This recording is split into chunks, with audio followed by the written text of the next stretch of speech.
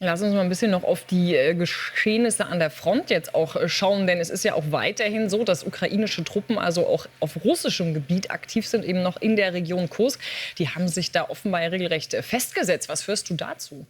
Ja, es ist tatsächlich so, dass die Ukrainer sich in dem Bereich der Provinz Kursk, in den sie eingedrungen sind, also alles russisches Kernland, festsetzen können. Und das ist schon erstaunlich, dass es den Russen nicht gelingt, nach wie vor die Ukrainer aus russischem Kernland zu vertreiben. Und wir hören auch über die russischen Kriegsblogger, auch vor allem jetzt diesen Mann, über den ich so oft spreche, pro-russisch-Ukrainer aus Sumy, Juri Padalaka, dass die Initiative in der Provinz Kursk immer noch bei den Ukrainern liegt. Und sie setzen sich da fest und bauen da ihre Stellungen aus. Und die Russen werden größte Schwierigkeiten haben, sie da rauszuwerfen. Das wird, wenn das überhaupt in absehbarer Zeit gelingt, kann das Monate dauern.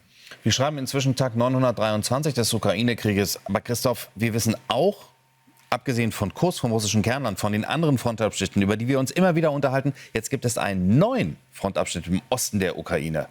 Es gibt einen neuen alten Brennpunkt. Das Ganze ist in der Provinz Donezk, also Donbass. Und da im Süden der Provinz Donezk, Ugledar heißt diese Stadt. Und da haben die Russen eine Pleite eingefangen. Im Februar 2023 haben sie das schon mal versucht, die Stadt zu nehmen. Und da sind große Verbände aufgerieben worden. Und jetzt eben ein neuer Angriff, nicht direkt auf Ugledar, etwas westlich.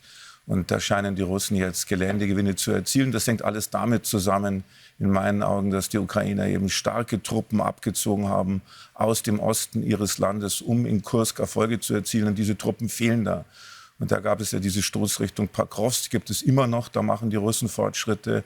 Und weil eben die Truppen überall im Donbass fehlen, bei den Ukrainern ist jetzt eben Ugledar zu einem weiteren neuralgischen Punkt geworden. Und die Ukrainer schaffen es nicht, das muss man auch ganz klar sagen, den Donbass zu stabilisieren. Und die Russen machen da Fortschritte. Der russische Vormarsch geht also dort weiter im Osten der Ukraine. Christoph, danke für deine Einschätzung, auch hier bei uns mal im Studio.